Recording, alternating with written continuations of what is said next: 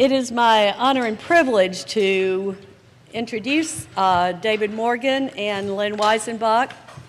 David is the Executive Vice Chancellor for the university system on an interim basis, and Lynn is the Vice Chancellor for the Office of Educational Access and Success. We mentioned this morning the college completion plan, which is something new and big in the state of Georgia. It's in your binders, and we're looking at, as our speakers today, some of the architects of that plan. David and Lynn have both been extremely busy in trying to set this plan up, get it going, get it approved by so many bodies, and in publicizing it and getting it disseminated throughout the state. So we're excited to be able to hear from them. You can see Dr. Morgan's bio in your program. But one of the things I'd like to say about him is that his title has the word interim in front of it, but really that hasn't meant so much to him. I think some people have a philosophy that an interim pretty much keeps the boat afloat and waits for the next captain, and that has not at all been the approach of Dr. Morgan. He has helped us tackle some of the probably thorniest and biggest issues that the university system has faced in the last year. And he has been very instrumental in planning for the future and laying a foundation for our next steps forward.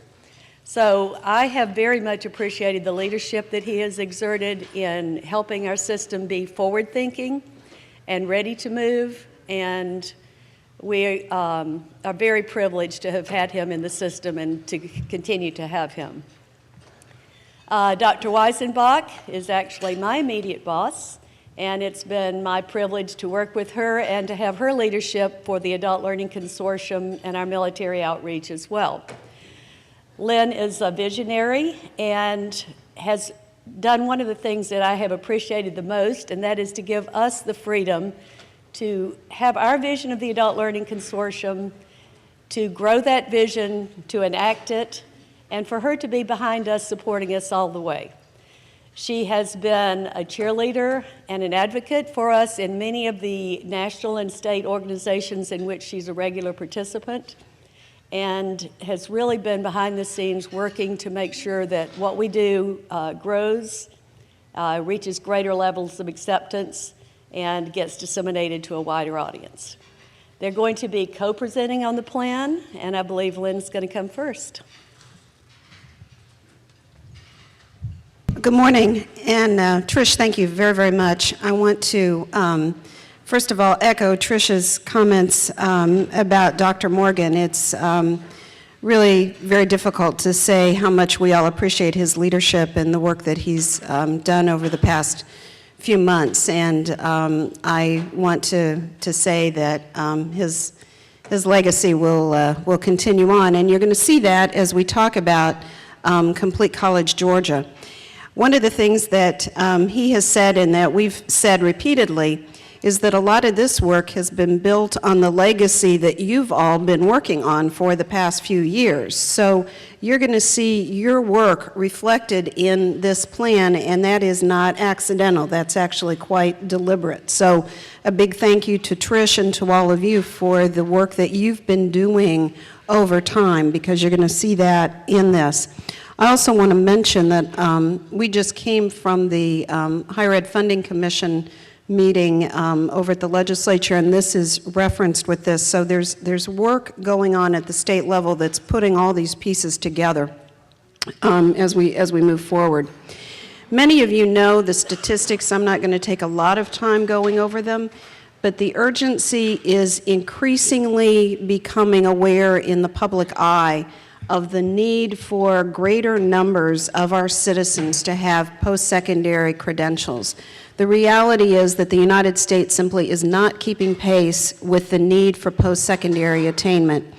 And Georgia, in terms of associate's degrees or higher, vies for the bottom 15 groups of states in the United States. So those are statistics that clearly don't bode well for the future. If you look at the graph over on the right-hand side, and it's a little difficult to see on here, we're going to have all this loaded on for you so you can get a hold of these slides. But the United States ranks 15th now among the industrialized countries in the world and is falling further and further behind. So no matter how you slice and dice this, it's not a good situation. So you can look at it lots of different ways and it doesn't seem to improve. So the work ahead of us is vitally important. By 2020, it is anticipated, and you know these statistics, this is the work that you're all doing, 60% of the jobs will require some form of post-secondary credential. Currently, in Georgia, about 42% of our young adults qualify. That's leaving a huge gap in terms of getting where we need to be and where we are right now. And this is probably the most startling statistic of all.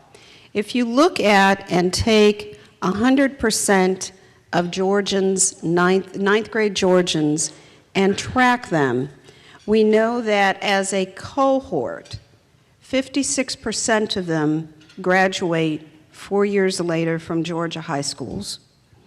Of those, 24 start a 4-year college, 13 started a 2-year.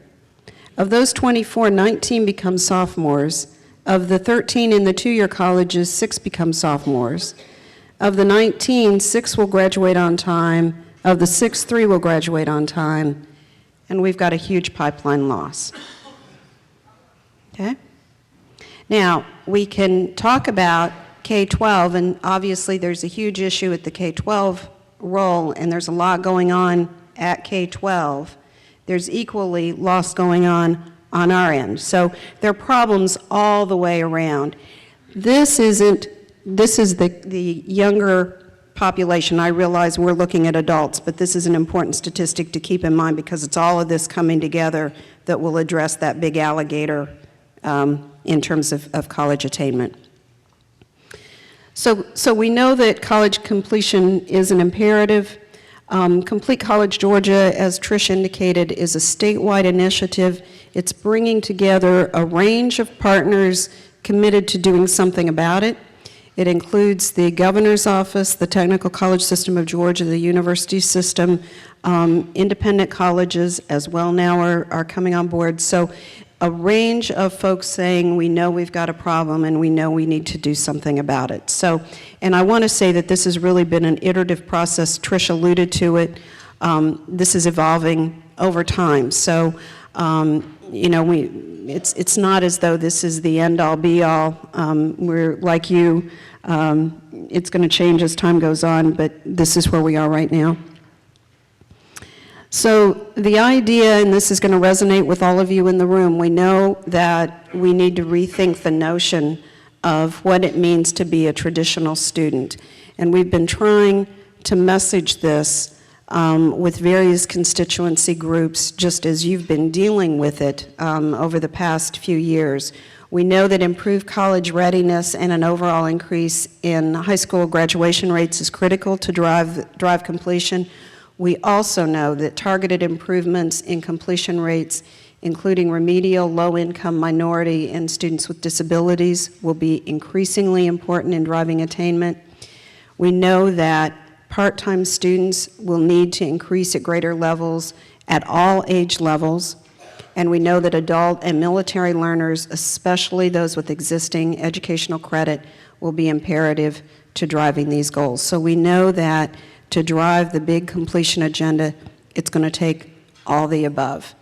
So what I hope you hear from this is that this message is going forward to various constituency groups. So the work that you've been doing is getting messaged out broadly now. So it's really important because, you know, what you've done is now coming forward. And down there, we've got the bachelor degree graduation rate within 6 years, what it currently is. So the Complete College Georgia plan focuses on 5 main areas. Not surprisingly, the college and career readiness area in the K-12 pipeline. So we know obviously that there's work that needs to be done there so that we have students coming in with better readiness. We know that we need to do a much better job looking and using analytics, metrics, and data. We know that right now when you have conversations about what's it going to take, a lot of times the dialogue goes immediately to, well, we could try this or we could do that or the other, when in fact it's going to be imperative that we get down and really look at what the data say, both at the state level and at the individual campus levels. So getting better data, having really strong conversations about what the data say, and learning from the data. So that's going to be extremely important. Transforming remediation. As many of you know, on the college campuses, there's a lot of work going on now to relook at remediation. I want to stress that while remediation, the data show us that remediation is sort of the Bermuda Triangle. Once you get in, the chances of coming out are slim. It is not that the people involved in remediation are bad people. They're not. They're trying to do what they know how to do. So in no way is it meant to be an indictment about the people doing the work.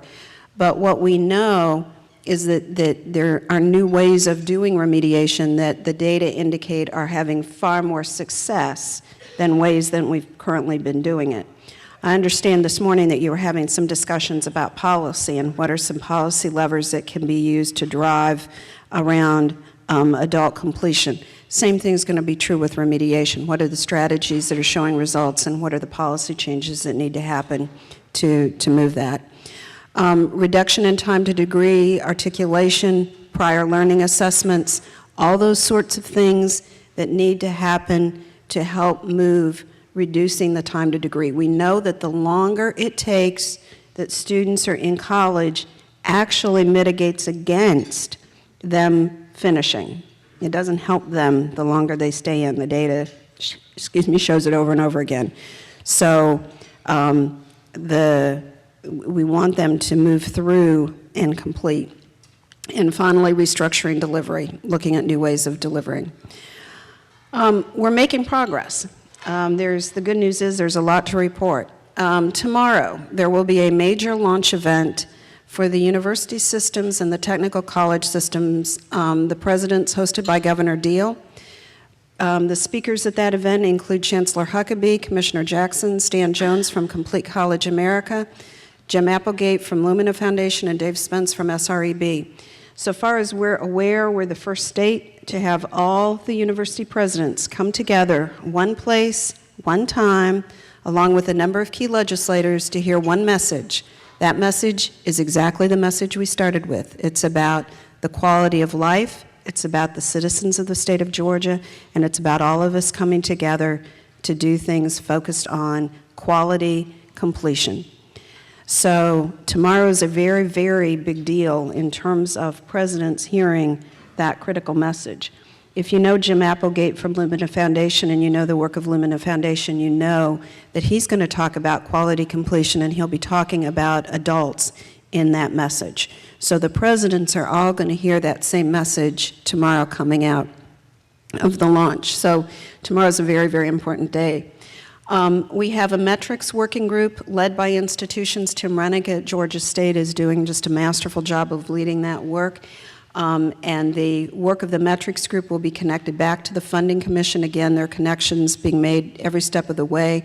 The idea there is what are the core metrics by which we need to be looking that honor distinctiveness between the institutions and yet at the same time are looking at progression and completion.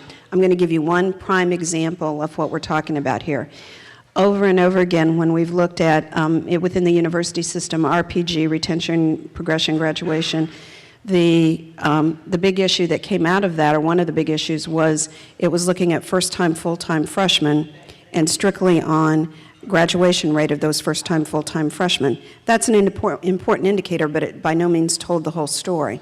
So one of the questions is around transfer of students, given that we have a lot of transfers. Those are the kinds of things that that metrics group will be looking at. So that group is doing very, very important work. And finally, campus implementation. The campus plans that are due to the governor's office this summer have been distributed. There will be a major statewide summit at the University of Georgia, March 19th and 20th. Trish Patterson is on the planning team for that, so again, the voice of this group is being heard at that, in the planning. There will be ongoing technical support for campuses through the summit, and the purpose of the summit is to help campuses get the technical assistance that they need to create the plans that are linked to the statewide plan, back to those 5 big areas, so that everybody's moving forward in coherent fashion, right? So everybody's moving forward in a way that makes sense together. Again, if you think back to those 5 big areas, adult learning was a key component of all of that. So it's critically important. So the bottom line, amid all of it, please hear that your work has been extremely important. We are moving forward in a very coherent fashion. And finally, we know the need to design what is needed by students rather than replicating what currently exists. So it's a very, very exciting time to be engaged in this work, and we really thank you for all you're doing. And with that, it's my pleasure to introduce David Morgan.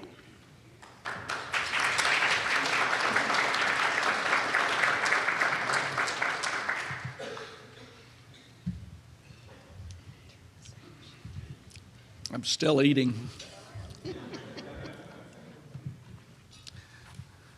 They told me I'd have to work for my lunch.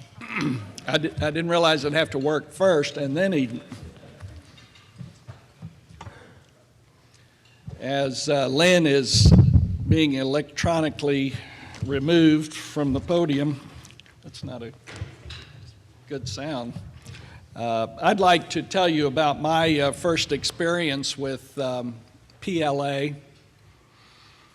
In the late 80s, I was freshly minted in the university system office, academic affairs, and the chief academic officer, who shall not be named, called me into the office and said, say, we've just heard that those radicals down at Valdosta were trying to give credit to people based on life experience.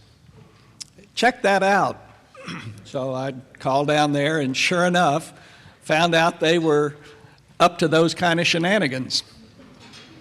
So I reported back, and the chief academic officer looked at me and said, well, call them back, tell them to stop.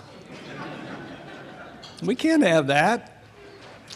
So over the years, I've been impressed with not only the need for a better appreciation of what life experiences people bring to higher education, but also to the unrepentant attitude that we found at Valdosta, and the fact that just like kudzu, you can't stamp out good ideas. And so we've appreciated your leadership down there.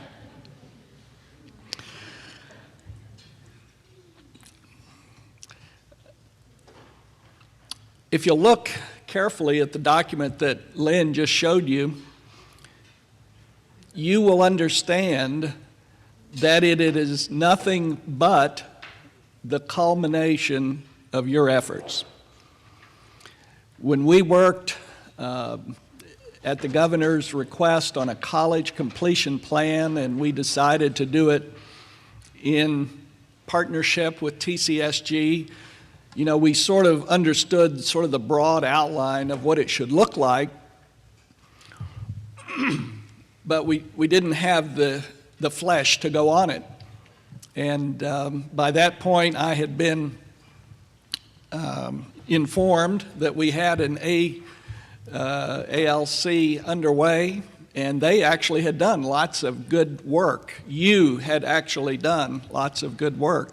And you'll see a lot of the work that you have done over the years included in that report, but because it was the most meaningful and the most up-to-date information.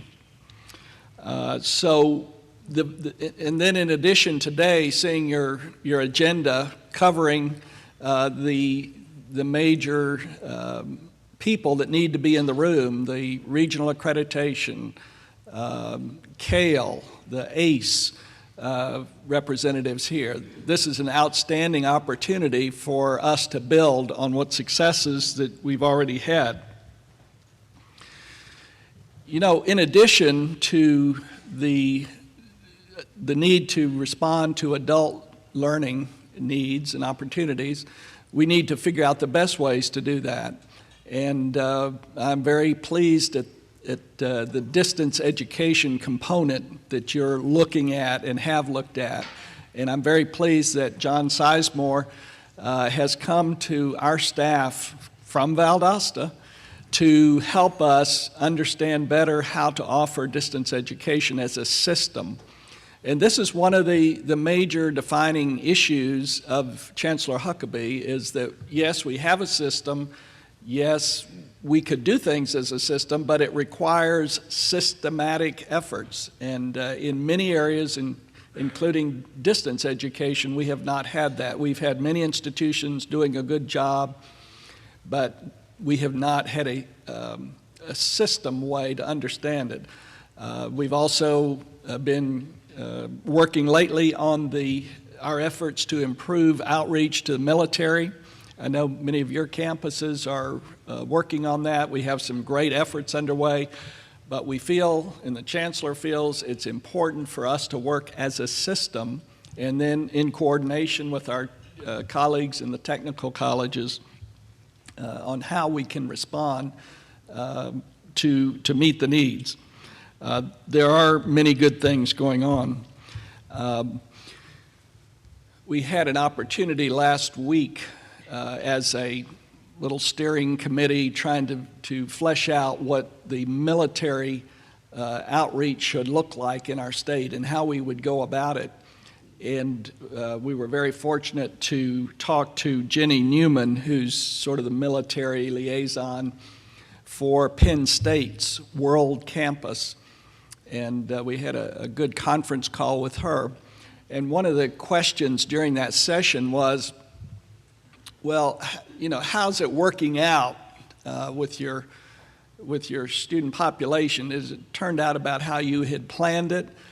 And she responded, oh no, we just wanted to serve these military students, and we had no way of understanding how big it would become. But we put in the right policies, did it the right way, and then suddenly it's sort of like a new entrepreneur, suddenly seeing the orders rolling in and the registrations rolling in.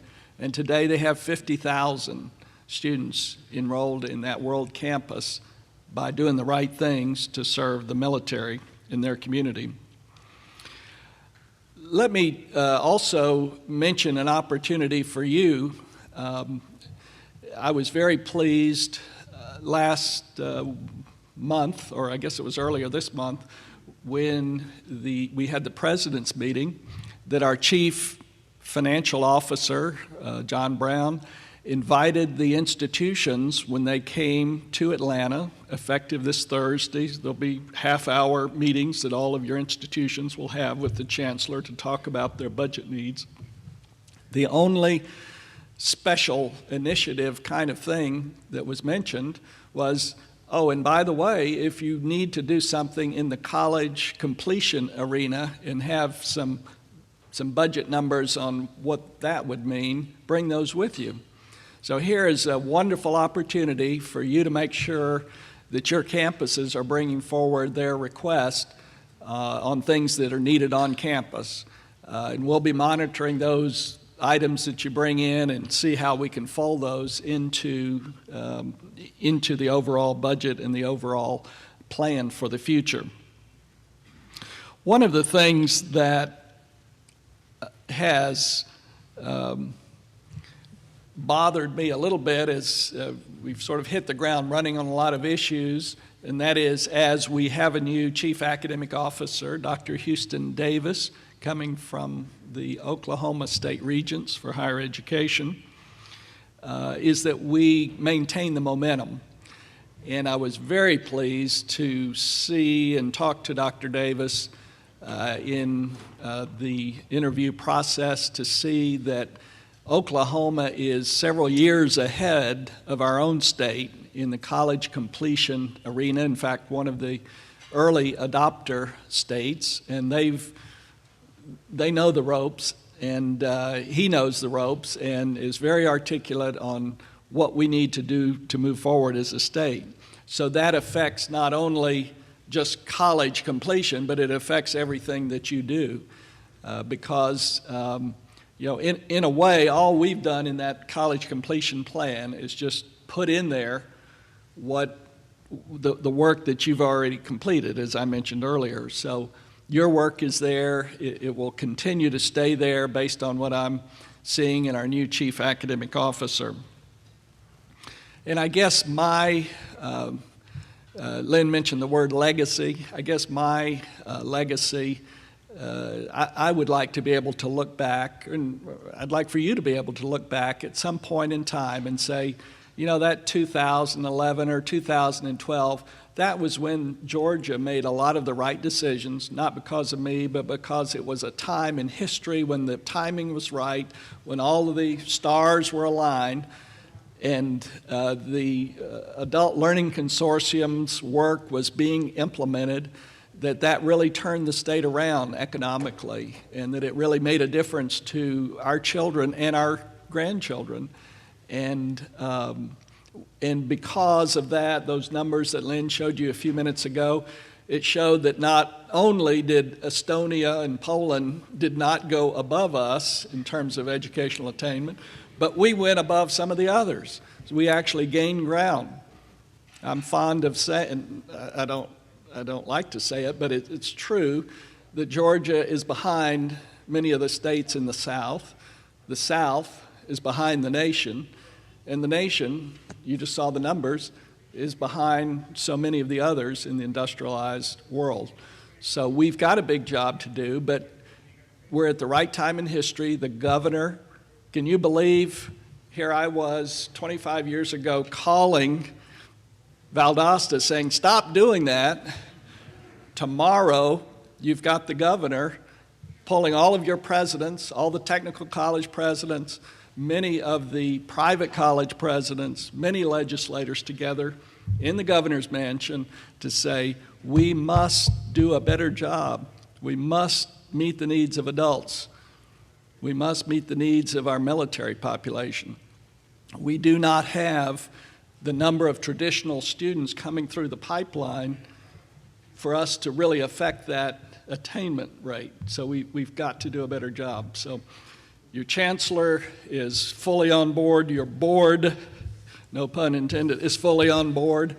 So we're ready to go.